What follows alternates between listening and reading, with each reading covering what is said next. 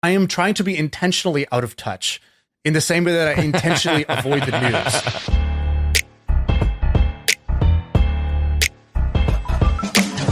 All right, we're live. What's going on? Well, Sam. Yeah. Your my first million has become my first 100,000. Yeah, your first my last million. Yeah, on a good day. What you took something out of the Milk Road. I texted you this, but you didn't reply. So in the Milk Road, my favorite part was you had, what was the starting amount? 1 million or 500 or what was it? You had your portfolio. It was actually a little bit less. It was 950,000. So $950,000 portfolio, and every day you would say what it's at compared to what it was. You took it out. What's it at now? Correct. Why'd you take it out? I don't even want to look. We took out the prices today because, or what did we do? Today we did a little different thing. So the crypto prices crashed over the weekend. And so we were like, okay, people are definitely going to want to know, like, what's happening, why it's happening, all that stuff. So, no, not Saturday, Monday. We sent it today. No, you sent a weekend version. Yeah, that was just like a special edition. Yeah, that was nothing. Today we sent like why is crypto crashing? The weekend one was about Jack Dorsey, because Jack Dorsey announced something called Web 5, and we were like, which is hilarious. It's just like a hilarious thing because it's like Web 3 is like something people are debating it is even a thing, and like he just skipped Web 4 and went straight to Web 5, and like, you know, people are like, what the hell is this? So we explained what the hell is this. That's what the weekend one was. But today, crypto's down like 20% or something crazy. Like Ethereum is like, I don't know, $1,000 or something like that right now. So yeah, dude, it's brutal. The $1 million portfolio, we basically started this right when I started the Milk Road. I was like, what will be entertaining to get people hooked to subscribe? And I was like, oh, I know. I'll put up $1 million and I'll say, watch, I will publicly invest this money and let's try to turn it into 10 million. It became a mission, turning 1 million into 10 million through crypto investing. And to be honest, we didn't even do that much. We didn't even make very many moves. Like, it just started with $1 million worth of ETH. And I think we made like 2 investments maybe since then, just because I've been busy with the Milk, like building the Milk Road and like the podcast and my other business and stuff like that. It's not like I've been super active, but ETH is down like 66% and all of crypto is down like that or worse. And so the portfolio is brutal. It's like, you know, $1 million is currently $250,000 or $300,000 is my guess based on where we were at. Where's your head at? Are you freaking out or are you still calm like you always are? I'm still calm. Yeah. So it's a funny little like story, I guess. I don't know why I said it's funny. There's actually no humor at all in it, but it's interesting how I feel about it. Ben flew in. So Ben flew in last night, not producer Ben, business partner Ben. So business partner Ben flies in last night where he's going to be here for the week. We're going to like work on a bunch of stuff. And like, basically like, you know, from the time he took off, the time he landed, like our whole business has changed. And what has changed is basically like, well, aside from our own personal net worths, you know, like going down and the Milk Road public portfolio going down, like we've just entered, like the whole economy has entered a recession and crypto has entered for sure, like a big downswing, bear market, crash, whatever you want to call it. And it's not going to like just bounce right back and all is going to be like fun and dandy again. Like if you think about this time last year, not this time last year, but let's say like 6 to 12 months ago, it felt like money was raining from the skies. Like, you know, I invested in a bunch of tech stocks. Everything was up every day. Everything was up. Zoom is tripled in price and Amazon is up because everybody's ordering all their shit online. And like every company that we invested in, private startup, was like raising money at crazy valuations. And literally like there's a phrase of money raining on fools. Money was raining on fools. And like NFTs were selling, you know, NFTs were selling for ridiculous prices. And it's so crazy that like, you know, on a dime, it feels like the whole world has changed and everybody's mindset and mentality has also changed, which is that like, now it feels almost impossible to make money. It's like, well, where do I go make money? The stock market is down brutally. Crypto is crashed. Every business is now laying off people or freezing hiring. On top of that, companies are cutting their budgets and ad spend. So if your business relied on ads, that's getting cut. And so now, money was raining on fools, and now money's being drained from smart people too. You're seeing advertisers run. I tweeted out like what's going on in the ad world because I'm not in it anymore. You're seeing it go away? Not this fast, but yeah, the first shoe to drop was kind of consumer brands, like D2C brands and whatnot. They were the first, I would say, the last 3 months to start reducing spending. Whereas before it was how do I spend more? And then there was companies that are well, it's hard to have a big ad budget when you're laying off a bunch of people. So now that they went into hiring freezes or layoffs, their ad budgets are certainly tightening up. We don't see it this month. This month's an all-time high in ad revenue, but I'm sure in the next 3 months that ad budgets are going to constrict. They'd be crazy not to. In our e-commerce business, we see sales this month is good, but you could see the tightening happening where it's people just are, they're not getting stimmy checks that they can go spend on, electronics and toys and clothes and all this good stuff. And so consumers are start slowing down their spending. And so it's and all these things are interlinked, right? When the consumer spends less, the business makes less money, then it has less money to hire, less money to advertise, and then the platforms get less revenue, and then they do the same thing, and it's just all interconnected, right? So this is interesting to me because I have not lived through a bear market as a founder or investor, right? 2008, I was a sophomore in college or something like that, right? I don't know, right, you were probably right. the same, right? You're a freshman or sophomore in college. I graduated high school in 2008. So basically this is our first time as money earning professionals that we've experienced anything like this. Yeah. Dude, it is crazy. So I'll give you kind of my mentality, because you said are you freaking out? My mentality was definitely I've had thoughts of oh shit. But then I sort of well, the thought can arise, but I'm not consumed by it. I definitely had a day where I was just kept checking prices, kept doom scrolling Twitter. But I don't know, if I pride myself on my mental fitness, then it's well, this is the time to be fit. It's when stuff that's hard happens, this is the time to use all those tools you've been building up, all those muscles you've been building about seeing things in a way that actually serves you. And so for me, I'm immediately, I'll show you this thing. So Ben flies in, and last night at midnight, we're sitting in my office, and we wrote this thing at the top. I don't know if you can see this. It's unfocused, but it says how a loser's brain would work right now. Loser brain. It's loser brain says this. And we all Rich Dad, Poor Dad. Yeah, in my head, I have this thing called loser brain, winner brain. It's a loser's brain will bring these thoughts up and bring its attention to these things.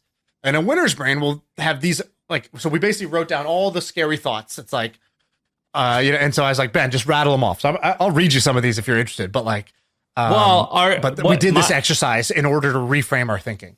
Everything that I think about right now, and I'm calm about it because everyone gives me a hard time that I'm conservative, and it's kind of working out right now.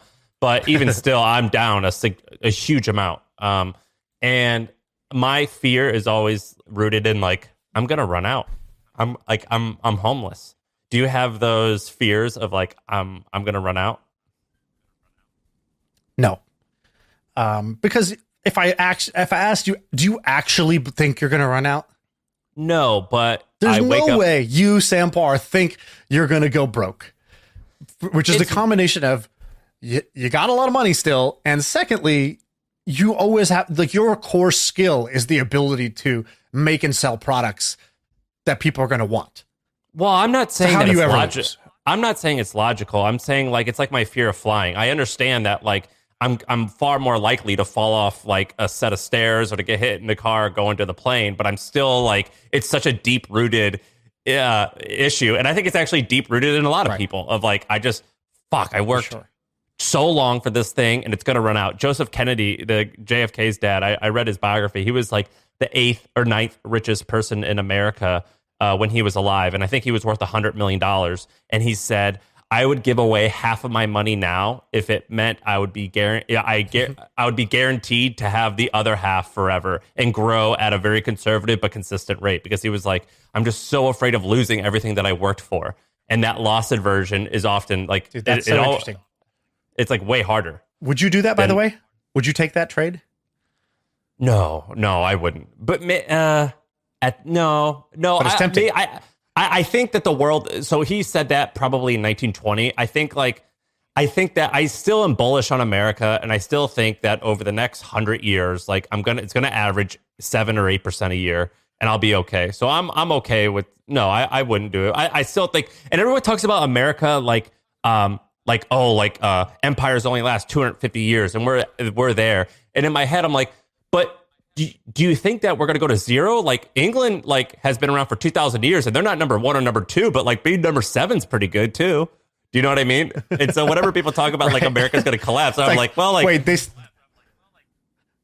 they still got like a dude standing in front of a building all day, like a statue. And you can go take pictures of him, right? So like life can't be that bad there. They got the guy with the fuzzy black hat on.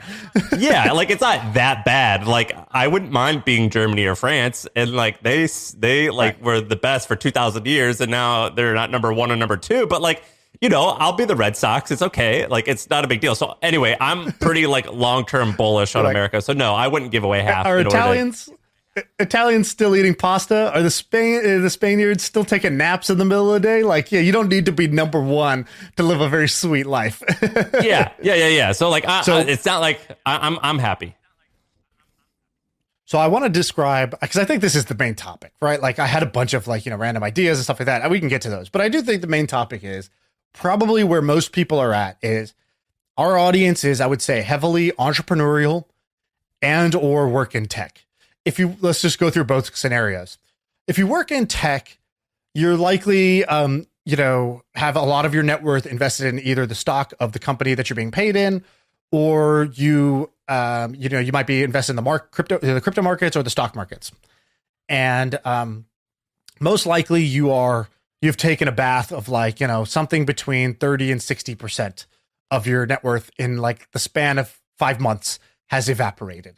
And like whatever plan you had for buying a house, you're like, oh wait, my money is sort of, a lot of my money is gone, and the interest rate has gone up, and I wanted to have that kid, another kid, and like now I need to like think twice before I do that, and like shit, I've been ordering groceries like 3 days, ordering DoorDash 3 days a week, and like, do I really need to pay like $32 for a burrito and chips? Like, you start to reassess a bunch of things in your life.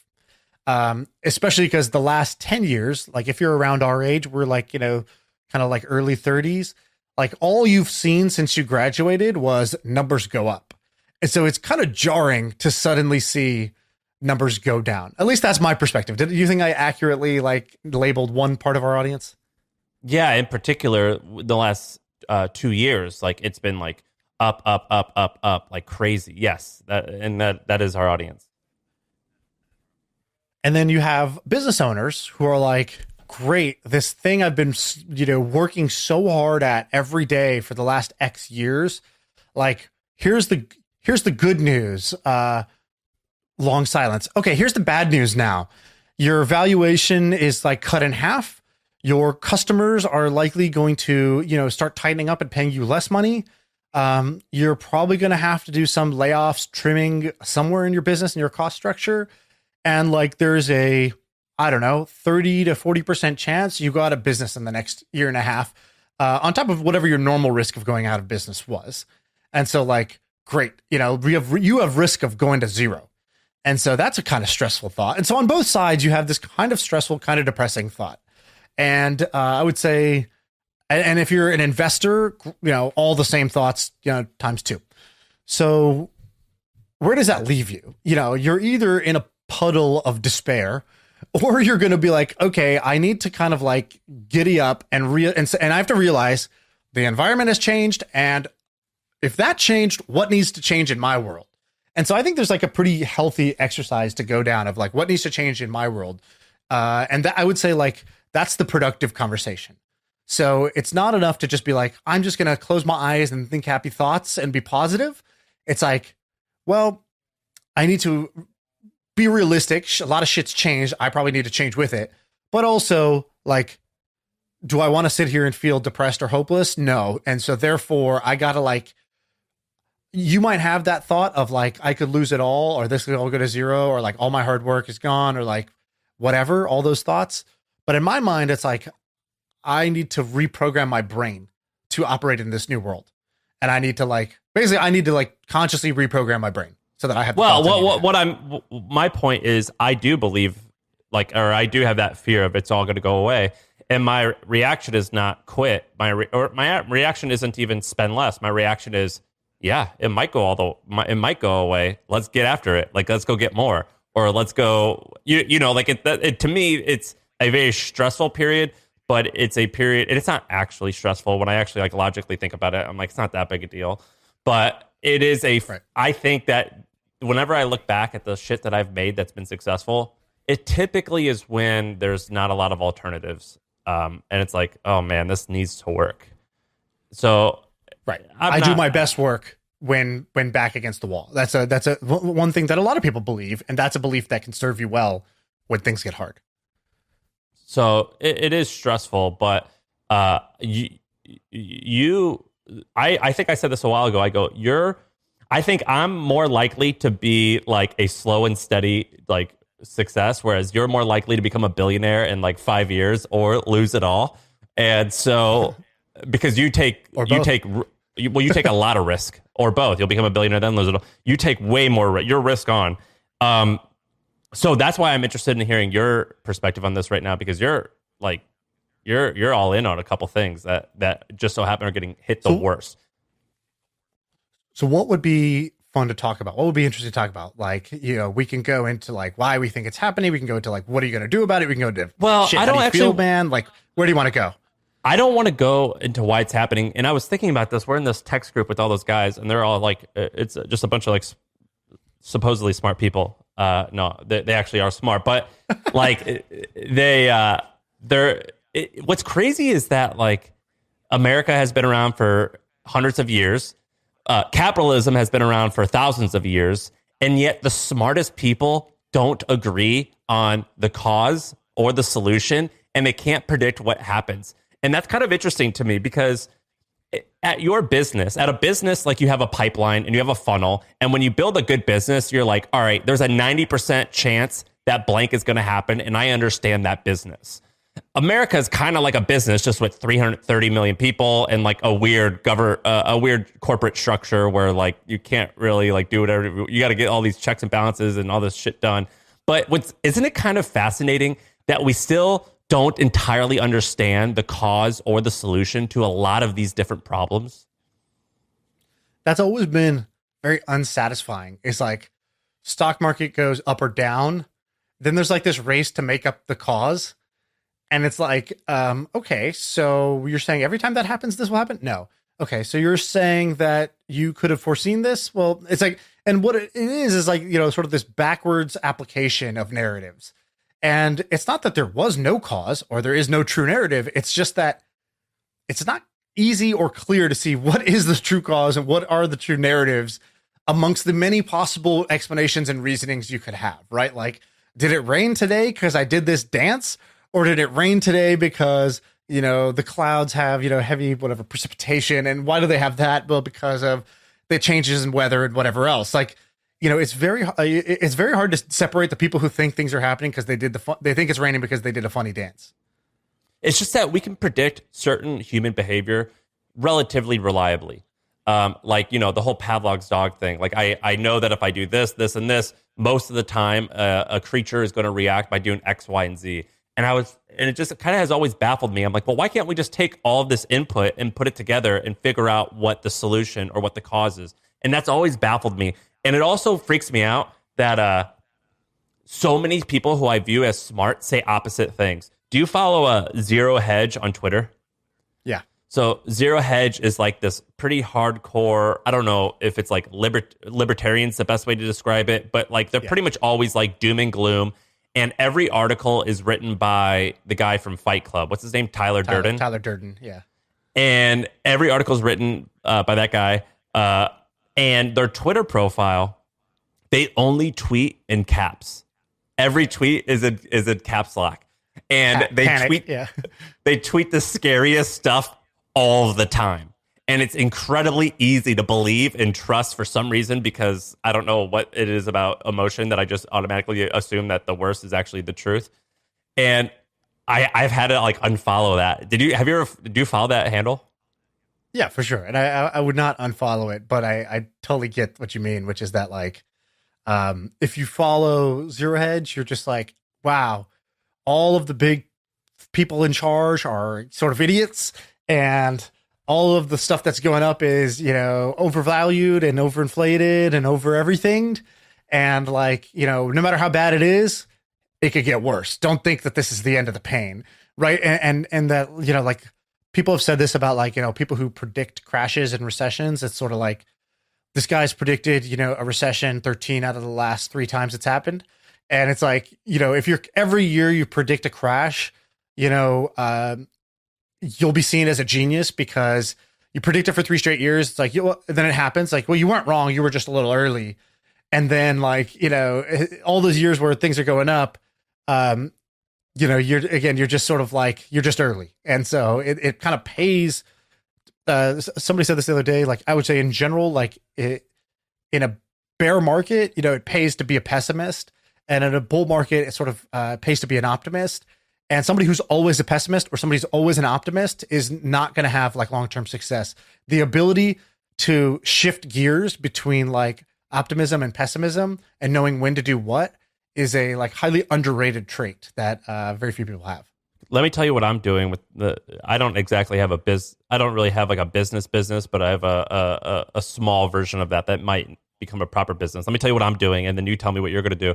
But basically my reasoning, and keep in mind, I feel so stupid when it comes to this finance and economy stuff. I don't know. I really don't understand anything, but my belief is basically like, well, now's the bottom. And I actually discovered this with The Hustle, where I was creating something that people kind of dismissed or thought it couldn't work. But then it takes like 4, 5, 6 years to get to like a substantial business. And by that point, people took it seriously, and I was the biggest and the best, and therefore could get acquired or was making a lot of the revenue. So with the thing I'm working on now, my logic is, well, now is the time to work really, really hard. And it might suck for 1 or 2 or 3 years, but when things start changing a little bit, that's actually around the time where I'm going to have a team, I'm going to have process, I'll have systems, I'll have product market fit, and then we could accelerate really hard then, because we've already done the hard work during the hard times. Is that kind of how you're looking at it too, a little bit?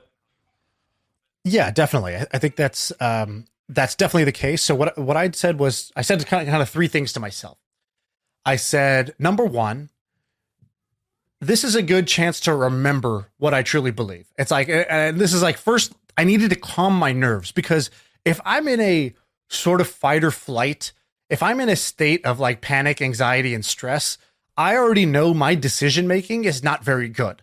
My decision making is at best rushed, and at worst, it's like operating from a place of fear, and therefore all I'm trying to do is like like minimize pain and never like get any advantage out of it. Just like minimize the amount of disadvantage I'm having in the short term. And so my first step for me is get out of a fight or flight mindset. And so that's where I first just check myself. I'm like, well, what do I really believe? I truly believe this in the bottom of my heart. I don't mean this in an arrogant way, but I truly believe that like, if I look at my life over like a 10 to 20 year period from here, right? I'm in my early 30s. So by the time I'm 40 or 50, like I think I'm going to have more money than I'll ever know what to do with. To me, that's like the spoiler of my life. It's like, if I flip to the end of the book, I'm like, oh, it ends happily ever after. Yeah. Like I truly believe that. I truly believe that like, I'm just going to keep doing business projects. I'm going to keep investing in things. And like on the whole, I'm going to end up so far ahead, even if any individual investment or any individual business project doesn't work out in a 10 to 20 year period, when I check the score at the end of the game, like I'm going to be ahead. I'm going to have more money than I know what to do with in my personal life. I truly believe that about myself. So if I knew that was the ending, then there's no real reason to panic. Like if I know that's what the score is at the end of the 4th quarter, then like, it doesn't really matter what happens in the 1st quarter. Like I should for sure be playing and doing my best, but like, it doesn't matter if I fall behind or if I lose a little bit of money here. If the score doesn't go my way for this next 12 to 18 months, that's okay. So that it's like, I got to remember, do I believe that or not? All right. I do believe that. Then chill the fuck out. Okay. That's like stage 1. Let me tell you something though, really quick. Let me be the huge pessimist here. I believe that is true about you as well. I believe that is true about a bunch of people who we know. But here's the thing that I think about all the time. It's like, I don't want to have more money than I know what to do with when I'm 70. I want it fucking now when I'm young and I can experience all this crazy stuff and like enjoy life. I don't want it then. I want it now. By then, I don't care. Like I'm okay with having way less. I want it today. I want the freedom now when I'm healthy and can go do whatever I want. That's why I freak out. I'm with you, but it's sooner the better. It's not now or never. So sooner the better is very different than now or never. And so, okay, we got a sooner the better mindset. So we're going to take a bunch of shots. We're going to take a bunch of action now to increase the odds that it comes sooner rather than later. The second thing is, does it matter? Did my day-to-day actually change because my stock portfolio, my crypto portfolio, my net worth changed, right? Like your net worth, it's not a figment of your imagination, but it's sort of like a figment of your like ego, or sort of like a figment of your like perceived sense of safety. And so like in reality, the stock market go down, the crypto market go down. It doesn't actually change my like day-to-day lifestyle or comfort based on where I'm at. For some people, it's going to change that. But for me, it's not going to change that. So that also helps take the edge off, which allows me to think with a clear head. Then I start thinking, all right, you're not changing your spending patterns?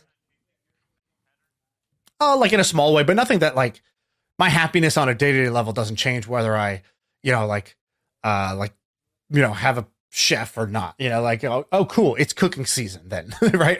Okay, cool. I went to Trader Joe's yesterday instead of Whole Foods. Yeah, I shift some small decisions, but like, that's cool. Trader Joe's is sick. Like, who cares? Like those sorts of things don't actually like sway how I feel. Wait, I was going to get another car. Did you actually do that? I guess I'll hold off on that.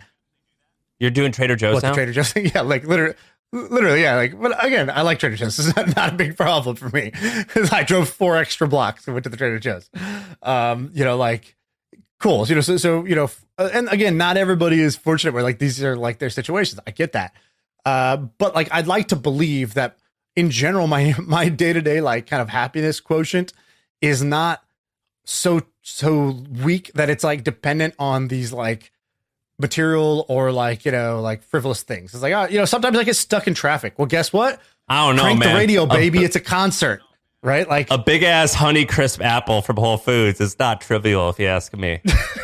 Yeah, but I don't know. I've always had this feeling of like, I've always kept myself honest, which is what I want is to have, a fat mansion and be eating a feast with all the people, my friends and, family, like all at the table. We're laughing and joking. That's my ideal. But what's even better than that? What's even better than having the sick mansion with the feast with all your friends and family all around you and you're laughing at the great joke you just cracked? Okay, that's what I thought was the peak. But the actual peak of the peak is you're the type of person that you can get stuck in an elevator and have fun. Because then you're invincible. What's better than invincible mode is like, you can put me in the shittiest situation and I'm still going to be laughing. Okay, so now what? Now I don't really have anything to fear because my situation, my feelings weren't dependent on having all those items. All right, even though I prefer them. So yeah, I think that I guess like, yeah, I do make some shifts in my like lifestyle, but it's not like, to me, I'm like, oh, cool, it's a new season. Like it's tightening up season. It's like, it's like getting shredded for the summer for, your body. It's like, cool. I'm also going to go and cancel a bunch of subscriptions I don't care about because it'll make me feel good. Like I'm putting a healthy amount of discipline in. Like I kind of accrued a bunch of excess fat when it was one season and now it's time to cleanse and like, good. Like, where am I spending that I don't really want to be spending? Where are we advertising that's inefficient? Who's on our payroll that's not really pulling their weight? Good. Let's get rid of all that weight. Now is a spring cleaning, baby. Right. So it's like, that's the next step for me is like you do an actual spring cleaning and be excited about it. I've been using Truebill. This is not an ad, but have you seen it? Yeah, it's called Truebill. I bought like the $100 subscription. Have you ever used that? You know what that is? I haven't used it, but I've used stuff like it. Yeah, it basically like looks at your subscriptions and like suggests, how does it know what you're not using? It suggests what to cut, right? Or yeah, like unsubscribes them. Like I didn't realize that me and Sarah both had Amazon Prime subscriptions. Like apparently I thought I canceled one of them. And so it catches that. And it also like, I just see how much I'm spending every month and it'll say you have an upcoming $300 subscription coming up. And it's like, oh, that's my trainer. But there's been times where I'm like, oh, damn, I didn't know I had Xbox Live or whatever the hell that thing's called. It's a $29 thing and it's coming up. And so you can like cancel it. But then what they do is if you need to cancel something that you want to call, they'll like do it for you. They'll do it for you. It's pretty cool. Yeah. And so that's another piece of this, which is me, Ben, and Safon. We were hanging out this morning, and so we all hung out together, and we were getting our coffee for that's the Milk Road team, and we're like, or like part of it, and we were like, okay, let's just make a real list real quick. Let's assume for a second, these market conditions last for the next, let's call it 18 months. So let's assume the stock market, it'll bounce back from like whatever, it'll find some low, and it'll bounce back a little bit, but it's not going to be like, all right, baby, we're back to, everything just keeps going up. We all printed money, right? That's not going to happen. Let's say for the next cycle. Same thing with crypto. Let's say that, companies, they're not giving out raises or hiring as much. Let's say that customers tighten up their spending, so revenues go down across the board. Like, cool. Let's assume all that to be true. Do we also believe that like first, some things are going to die, some things are going to survive, and some things are going to thrive? Truebill is something that thrives during a time like this, right? Because it's helping you bring some, austerity or like, financial discipline into your life. So people are going to want that product more. So they're going to thrive. What else is going to thrive? Maybe short sellers are going to thrive right now because they've been betting that the market's going to go down, and sure enough, it has. Who else is going to thrive? The guy who's been sitting on a bunch of cash on the sidelines is like, oh, actually, like there's things that I think are valuable businesses like, Facebook and Amazon that are trading at all time sort of like, lows in the last decade. Like now's the time to dollar cost average into these companies, into these, these assets. How about Moise Ali saying he had, in the interview you did with him, saying he had 50 million in cash, and he was like, I just am waiting. It's like, oh, okay. Now, yeah, I understand what you, now I understand your, yeah. Yeah, exactly. I remember just as like a small anecdote, like I remember maybe 6 years ago, something like that. I don't know. I had bought Bitcoin for the first time. I think I bought 10 grand of Bitcoin back when Bitcoin was like at $700, $700. And the next week it goes up to 800. And I'm like, there we go, baby. Just as I wanted. Buy the thing, price goes up. Love it when they stick to the script. And like I think 2 weeks later or something like that, I don't remember, I'm making up timelines here, but very soon after that, Bitcoin crashed to like $200. So my like, what was 800 was now, I lost, whatever, 75%. I don't do public math, but you get the idea. Lost a bunch of money in that process. And at that time, $10,000, like I was making $150K a year, I think was like my salary. Actually, definitely not 100. I made either 120 or 160. So I remember when that was, and I remember you told me you made 150 grand a year in salary. And I was like, oh my God, you're the richest person I know. Yeah, I was the richest person I knew at that time. So I was like, and actually like in reality, I was underpaid for, what I was doing. But in my head, I was like, wow, don't say anything. They might realize how much money they're paying you. Like that was like, I was so honored to be making that kind of money. So, and like, I feel good that I was honored. Like it's great to feel honored at what you're getting. That's actually an awesome feeling to be in versus consistently dissatisfied. But like, I remember it went down to 200. I walk into the office and I was like, bitching about the crash of, I was like, my Bitcoin. Cause like, I'm very public when I invest in things, which makes me often look like a dummy, but occasionally makes me look very smart. And I was like, oh guys, my Bitcoin purchase, remember my, I forgot what I put in, 10 or 20 grand, something like that. I was like, it's like all gone now. And Furkan was like, he was like, this is great, right? Like, do you believe less in Bitcoin just like than you did 2 weeks ago? Like, did you learn some new information? Like besides the price changing, like, did you learn any new information about Bitcoin that makes you less bullish on Bitcoin? I was like, no, like barely knew anything to begin with. And like, nothing changed. And he's like, cool. So like, if you bought now, you could bring your average cost basis down to like 400. And I was like, oh, like, yes, that's true. And I went home and I did it. And I was like, I remember going from like just what I thought was the only response. I thought the only response is bitch and moan. And then he kind of pointed out, well, like, did your actual conviction change or just the valuation? I was like, right. Well, I don't know. My conviction didn't change. Not to say I had a ton of like very well thought through conviction at the time, but like it didn't change. And so I did. I lowered my cost basis to 400. Now, as Bitcoin today is trading at like, I don't know, 2,300, 23,000 or something like that. But like, let's say on the average last year, it's been like 30K. So that's the difference between basically like an 8X and a 4X in your return. Was that one conversation during that one time. And I've heard this many, many times before, which is like, fortunes are built during these bear market times. And it's really for two reasons. Number one, if you start a company, you're going to be like the lean, mean cockroach. You're not going to have too much competition, and you're going to build up your kind of team and consumer base now, so that as the tide lifts all the boats, you're the biggest fucking boat. That's what happened to you with The Hustle, and like that's what happened to many companies that started during let's say the recessions or bear markets. The same thing happens with investing. It's like, well, the goal, if your strategy with investing is to only buy in when things are going up and then like sell or do nothing when prices go down, like you have inadvertently subscribed to a buy high, sell low strategy. And like, right. I think we know that that's not a winning strategy. And so like, well then what's the opposite of that? The opposite of that is if you have conviction or if there are good assets that are underpriced temporarily, like there's a dislocation because of panic and fear, like those are the times where you're supposed to buy in. Very hard to do so because your mentality is like I just lost a ton of money. I don't feel like going and putting more at risk. But in reality, we kind of know that is the right thing to do if you can pick assets properly. Dude, what I've been learning about this, and I tweeted this out, was like, I'd rather just earn more income and build more companies than worry about these losses. So let me let's shift a little bit. Can I tell you about a company or this? You remember how you said I find these things that are kind of interesting and weird? I found another one, and I want to tell you about it. All right. Have you heard of this conference called ShopTalk? ShopTalk? No. But the name sounds familiar. One second. Let me go to this. So start to describe it. Let me see if I have heard of this. All right. So it's a conference that I think you would have been involved in because it's for e-commerce people.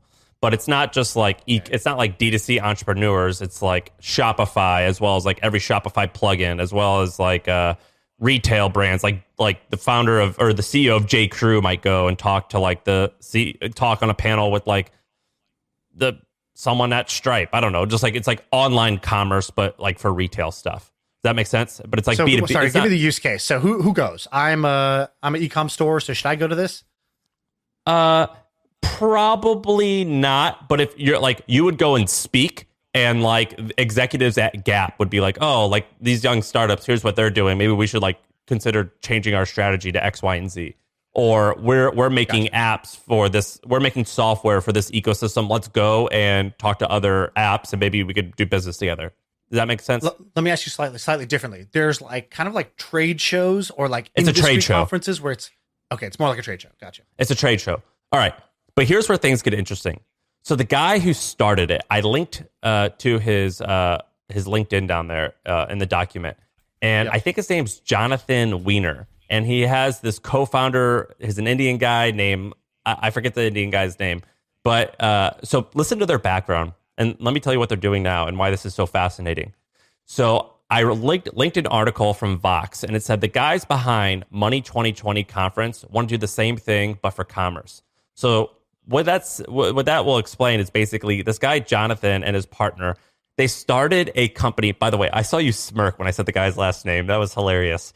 I was trying so hard to come up with a good joke, and I just, my filter in my brain was like, you know what? Not worth the risk. This data is wrong every freaking time. Have you heard of HubSpot? HubSpot is a CRM platform where everything is fully integrated. Whoa, I can see the client's whole history, calls, support tickets, emails, and here's a task from 3 days ago I totally missed. HubSpot, grow better. So this guy and his partner, Jonathan Weiner and his Indian partner, it's like you and me, like the Weiner and the brown guy. This guy, they had an ad tech company as well as a payment software business that they sold for hundreds of millions of dollars. And then oddly, they went and started a conference, and it was called Money 2020, which was like a fintech payment processors trade show business. And within 2 years, they scaled it to like 30 or 25 million in revenue with 10 million in profit, and they sold it for $100 million. Right when they sold it, they went and started the same thing, and they called it ShopTalk, and they did it for commerce, and they sold that for over $100 million. And they sold both Money 2020 and ShopTalk to two different publicly traded companies. So all these numbers that I'm saying, you can actually go and look at the numbers and like verify the acquisition price as well as the revenue. Now, I noticed that one of the founders spun off, and he's doing a different thing called like the FinTech Meetup or something involving FinTech. And then the other guy is doing one called Hlth. It's pronounce Hlth. It's spelled HLTH.com. And he's doing this, a trade show business for healthcare. And they're basically doing the same strategy every single time. And if you go to all three of their conference websites and you click the About page, they have these really cool cartoons about cartoons instead of like headshots of each employee. They just do cartoons. They've done that for every single About page. So they're more likely than not like hiring like the same people, the same graphic designers, because their non-compete.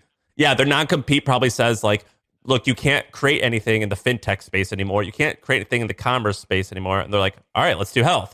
Let's do this. Let's do that. And it's so interesting that they're getting into conference and trade show businesses as opposed to software. And they've crushed it. They are crushing it. And they don't raise money. And they just like, it's like every 3 years they start something and sell it for $100 million. And it's the same thing. And they've done it 2 or 3 times now. Isn't that crazy? This is amazing. You've done it again, Sam.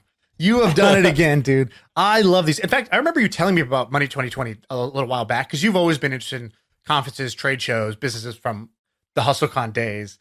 And I remember every time you told me about these, I was like sort of consistently blown away as to how much money these make. Now, what do you think is the playbook to do this? Because like, for example, well, just kind of in transparency, we've talked about this with the Milk Road of like, dude, there's a lot of money and there's a lot of moving parts to like people who are, have some interest in this, whether it's like Wall Street people kind of want to get educated on this stuff, insurance, let's call it like mutual funds, hedge funds, bankers, whatever. And then there's like crypto people, then there's VCs, there's like all these different people who are like professionals. And there are tons of conferences, right? So it's not like some uncompetitive space. But what are these guys doing that's better or different? Because I don't believe most conferences businesses are scaling this fast or selling for this much. So what's their playbook compared to how most people do it? Do you know? A little bit. So the misconception with a lot of these, make some conjecture, make some guesses, because of course we don't know exactly. And I've tried to like deconstruct it just based on the outside. But so the misconception about conferences is that you need cool speakers and people come to watch content. And as I've studied these guys and read their quotes and figured out exactly how they do it, and I ran a conference business that made millions of dollars a year, I've realized that the real money, like the $20, $30, $40 million a year money, it's not necessarily a conference. It's a 3-day transactional event. It's you're creating eBay or you're creating Main Street with stores on the street and renting it out. You're creating that, but it just so happens that's going to happen in 3 days. So a year's worth of business is going to happen in 3 days. And so what you have to think about is your speakers are just the bait to get the right people to come. And then once a certain right people are coming, the rest of the right people will come. And they're justifying all of it by a couple things. The first thing, they're justifying it because they say, shit, our competitor is there. We have to be there. So that's like a really big thing. And so I've talked to my friend who runs Blockworks, that other crypto media site, and they have this huge crypto business. And he was like, man, it's pretty crazy. Like if blank company is coming, other company is like, oh, we got to come, and can we like get a better booth than them? And so that's like a really common thing. But the second thing and more logical thing is, all right, look, if we're going to buy this $100,000 booth, we got to close all these deals. What shot callers are going to be there? And we have to do a really good job of making transactions happen. So that's the really big thing, is you have to realize that so there's this guy named Sheldon Adelson. Do you know who that is? Yeah, he's like the Vegas casino guy, right? Or is that his cousin? Yeah, he's a mean as fuck old billionaire. He's like known for being like a huge asshole, and he's worth like $20 or $40 billion. Is he the Jabba the Hutt looking guy? Yeah, like he's like looks like this, and he like thinks that like weed is like the end of the world, and so he like buys all these ads about how like weed is. You remember like those commercials, like Julie used to care about stuff. Now she just smokes weed all day, and then, it's like someone like melting on a couch. This is your brain on weed, and it's like cracks an egg. Yeah, it was like they used to have these commercials with like someone like melting into the couch, and they're like, she used to go for runs all the time. Now she just sits and watch TV. And like anyway, he's like this huge anti-weed guy, and so but he's this like 90-year-old guy. I forget what he owns, but it's like the largest. By the way, he basically this guy definitely just had like a bad weed experience. He like definitely smoked weed in college and like Peter's pants got made fun of for it. Like there's got to be some deep-rooted like I looked personal it up. Angst. What is it? So it is serious. His kid, I think, became a drug addict, and he like thought, and this guy like grouped weed into the same as all that other bullshit, which I think is crazy. But he basically started this event called Comdex, which eventually was acquired for $1 billion by SoftBank, and it became what's that thing? The Consumer Electronic CES. And I would read all these old articles about him, and he goes, you're in the conference business, and now you're in the real estate business, building up Las Vegas Strip. What are you doing? And he goes, well, the conference business is the real estate business. What I learned early on was I got to get people and foot traffic to my event, and then I'm just selling real estate at a crazy high square footage, and it's the same thing. And so that's why I'm into real estate now. And he basically built up all these hotels. I forget all the casinos he owns. There's like 3 big Vegas casinos, and he owns one of the biggest ones. And anyway, so these events are rooted in like real estate and foot traffic. And so that's really how you do it. And the second thing is it's got to be B2B. Of course, a fucking TED Talk is like the coolest thing out there. But like, people coming to like hear a talk about why sleep matters or like how to cure malaria, that's unfortunately not where the money is if your name is anything but TED. So if you're anyone else but TED, don't do these like sexy things. Do boring ass B2B. We're here to get some deals done, and we're going to sell you some shit. It's a bunch of white dudes with tight blue jeans and like those brown leather shoes and tucked in collar shirts, just like sales bros. That's like where the money is. At least 40% of participants must have a tucked in button up shirt or polo, and like half the jokes need to be about their wife. Like something complaining about their wife, and then like if you said the old ball and chain, you'd get like a default smirk from anybody. Like their badge needs to be like, semi tucked in under the belly. Like that's who you need at these conferences for this to work. Yeah. And if you don't have a tucker in your crew, you're out. You're not part of this. You have to have a tucker in your crew. Right. So, there's like a dog, like a bomb sniffing dog that's just looking for tuckers in line. Yeah. It's like, guys, there's not enough tuckers in this queue. Shut it down. Yeah. So that's what it's a German like. Shepherd. That's where it seems the money is like joining these industries that are fast growing and making it a real estate, thinking like a real estate person. And how do they go get people to go buy these tickets? So like I'm assuming they're basically selling, or is their model you sell tickets for a couple thousand each, and then you sell sponsor booths for tens of thousands each, something like that? Is that the model? I think what they do, so I went and looked at their revenue, and so their revenue in year 1 is like 2 or 3 million, and then in year 2 it's like 12, and then year 3 it's like 30. So based off of that, and it's a bunch of marketing materials, and as well as their headcount on their about page, I think what they do is they just give away a bunch in the first year. In the first year, you're just trying not to lose your shirt. And I also think that when they sell sponsorships, which are actually can be easier to sell for these things, they like only give away X amount of tickets, and for the rest of the people to come, you have to purchase it. And once you get a certain amount of sponsors, it's kind of like we used to host events, and we would purposely have like as many speakers as possible because each speaker would bring like 10 people. And so I think it's kind of like that, where each sponsored company automatically brings a small crew, and that is how they actually do it.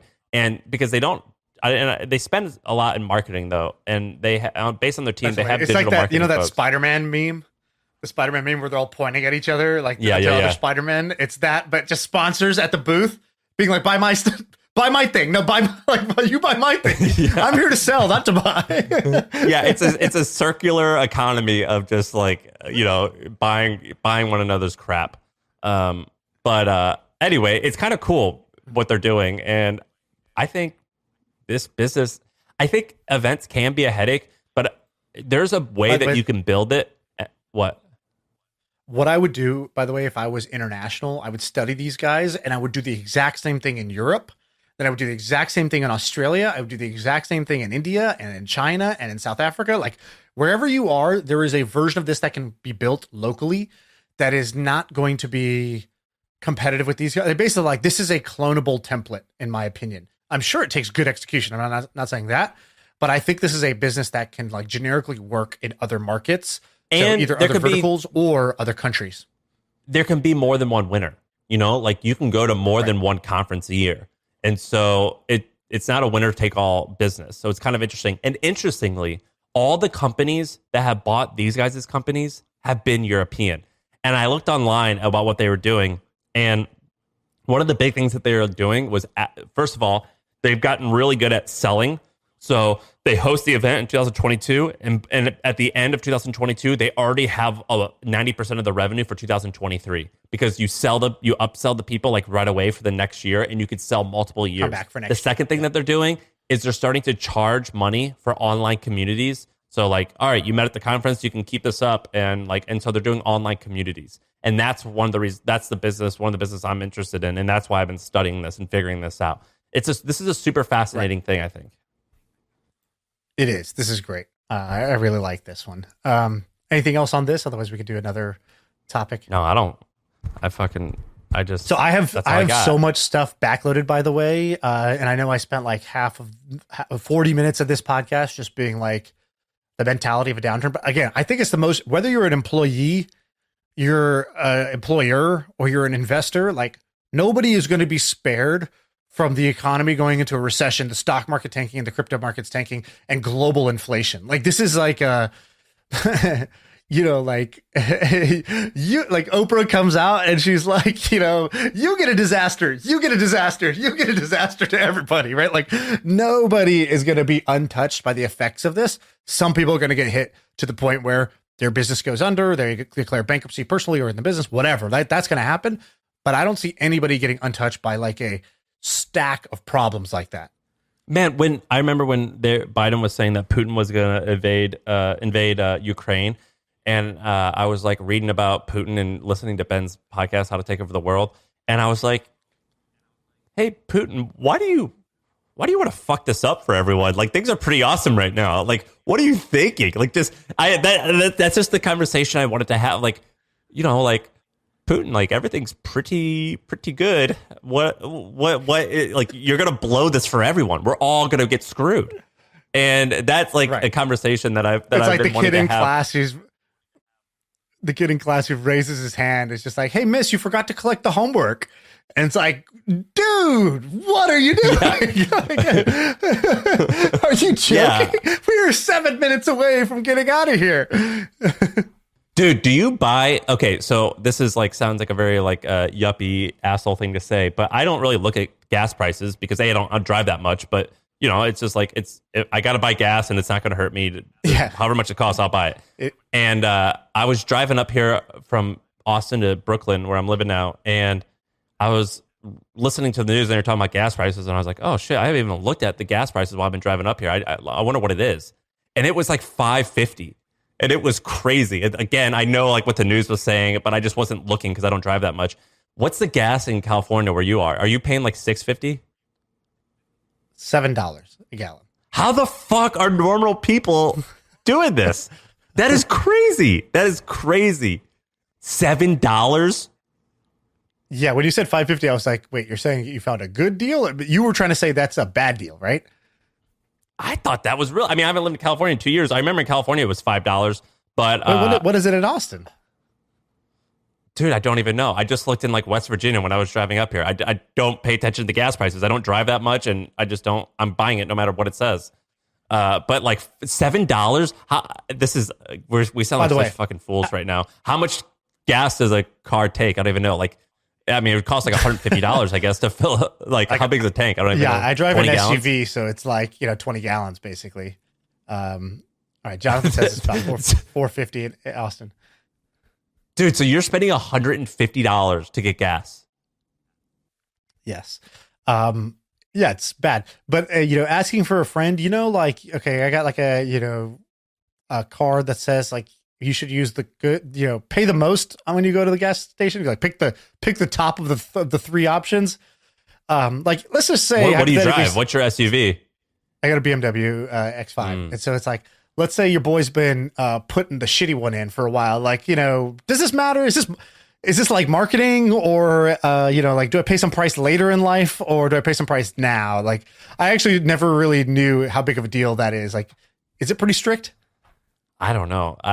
But you're paying. I feel like Ben. I don't know, but I'm going to be honest. It doesn't sound great. It doesn't sound like that's what you want to be doing. To me, I'm like, this seems like a recommendation, not a rule. And, so I've been going with the 87, whatever that stands for, instead of the like 90 or whatever the top end gas is. And I've just been okay, so the most expensive thing is $7.50. Is this like eating McDonald's? It's the most, I don't even know what it's basically around $7, $7 a gallon. I think that's kind of the top. Oh maybe my it's like God. or something. That's crazy. Yeah. That's wild. So every 18 miles is $7 for you, basically. Yeah, I don't know. I don't even think about it. Like, it is what it is. I need to get places, and like that's the cost of gas right now. Like, what am I going to do? I'm not going to drive to West Virginia and get gas. I'm not going to not drive around. Like I do need to go places, and so it is what it is. Of course, it's not a big deal for you, but you remember how we were talking about how the economy was crushing for years and years, and I've got so many friends that they're like, man, I've been in my apartment for a year and a half, for 2 years. I've got money burning hole in my pocket. Like I haven't bought anything out. I have all-time high savings. I'm ready to save, and all these people are quitting their jobs because they're like, F that. Like, I get these checks. I've saved up money. Like, I'm not taking this thing. At $7 a gallon, like, people are just going to run out, I guess. Right? I mean, like, you're just going to run out of savings.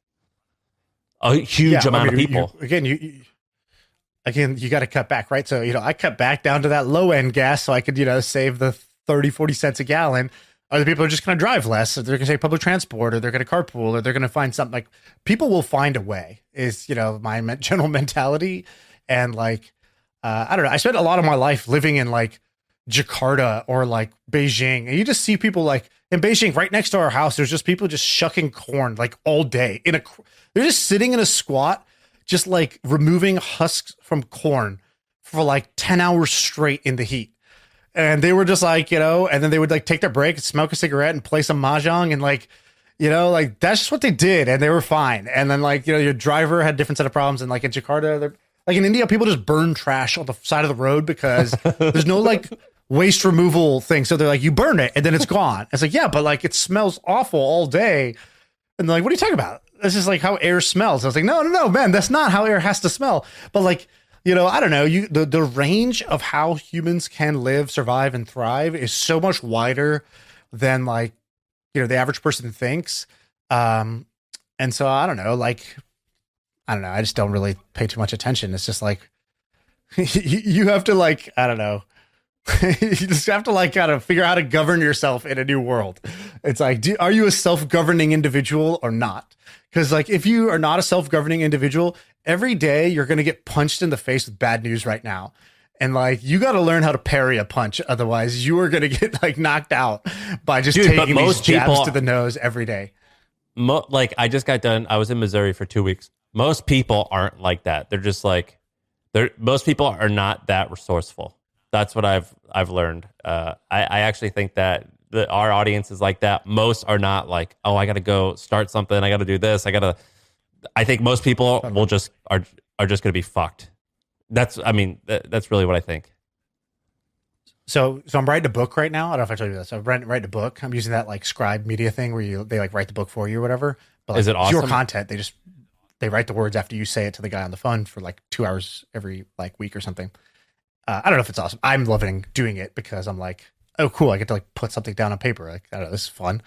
And I'm not going to like sell the book. I'm going to do something different with it, but whatever. So basically point is, the start of my book is that, everybody wants the same things. Like everybody wants to be like wealthy. Everybody wants to be like in great relationships, great family, and everybody wants to be like in, great shape. And you look at like, okay, cool. So like, if everybody wants that and that's all achievable, then certainly, like most people are doing that. No. Okay. Half people are it's like most people have the exact opposite of that result. Most marriages are ending in, unhappy or ending in divorce. Most people in America are overweight or obese. And most people don't have like, more than $10,000 of savings in the bank or whatever for like a rainy day. And so everybody wants the same things. Everybody wants to be,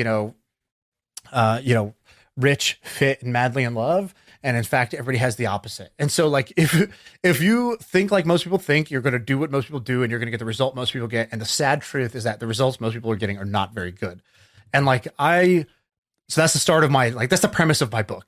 And that's the start. And then the second part of I guess like I would say a controversial thing about me is I am totally okay not taking into consideration most people's situation.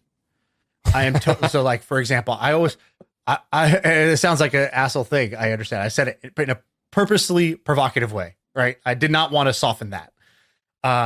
What do I mean by that? Like I always talked about like, oh, I love to teach and I want to be a teacher. So most people see that as like some like Mother Teresa, like sort of like save the world, like be the educator who helps all. I'm like, no. I do not want to try to educate everybody or teach everybody. I'm like, most people are horrible students. They don't want to learn anything. They're not going to learn anything. They're not going to do anything with, even if you told them the exact right answer or how to think, they're just not going to do it. So like, why would I waste my energy doing that? Like, no. My preference is like in a population of 100% of people, there's like 3% that like really want to know the answer. And of them, maybe like 20% of them are going to be able to actually take action on it. Like I'm only going to try to teach the driven and motivated and capable. Like, and that is not a like society, like socially acceptable point of view. But it is my like operating philosophy is to like, myself, I focus on controlling the things I can control and not other things. And secondly, like, even when I'm like talking about what most people should do, I know that most people are not going to be able to do that or want to do that or choose to do that. That's okay. I'm not talking to most people. I'm talking to the 1 to 3% of the population who like wants to thrive in those ways. And, I hope everybody else listens to it and says, this guy's a jerk and like does so out of touch. It's like, and they leave my orbit and they unfollow me completely because I'm like, I am trying to be intentionally out of touch in the same way that I intentionally avoid the news. That's hilarious. It is part of my core strategy is to be out of touch and avoid the news. And like not learn from or speak to the common denominator of the population. And I know that all of that sounds completely awful to some people. And but I'm okay with that. Like I do believe even if you disagree with that, I hope you agree that like I'm allowed to have that choice to do that. And if you don't think I have the choice to do that, then I disagree with you and all of your ways of living. Yeah, you're like I get that. If you don't think that my opinion's good, I get that, and you're fine. But you're wrong, and I hate you. That's basically no. what it is. If you think my opinion's wrong, I understand, and I would expect that from a lot of people. If you think I shouldn't be allowed to have my opinion or to act on my opinion, that's where there's a difference between I disagree and that's not allowed or that's not okay. Or no, you can't do that. Or, lynch him, like there's a difference in like being able to disagree and disallow. And I would say you're like, I dude, totally you took it a little far with the lynch. Yeah. They're going to kill him. Yeah. Lynch him. Yeah. Yeah. That's probably a bit harsh. All right. That's the pod. We'll see if people dig it. Dude, what if tomorrow it just goes back to normal? That would be nice. And by the way, if you want to cancel me, I hope people get our voices mixed up. And this has been Sam talking that whole time. Why this do people voice you confuse hear us? is Sam. I think they're saying Sam that Parr. you Parr. Yeah, you could find him. He's affiliated with HubSpot. If you want to go get them, like that's the guy to go get. If you didn't like what was just said, dude, I still get people messaging me saying that they confuse us still. I don't understand that. Yeah, I think people go watch the YouTube video and they're like, shit, had you guys mixed up for like a year. I think what they're saying is I look beefier, but I talk nerdier, and you look nerdier and you talk beefier. So it is what it is. Yeah, you look dumb and you talk smart, and I look smart and I talk dumb. All right, we'll talk soon. Peanut butter and jelly, baby. It's a perfect combo. Yeah, all right, I'm out of here.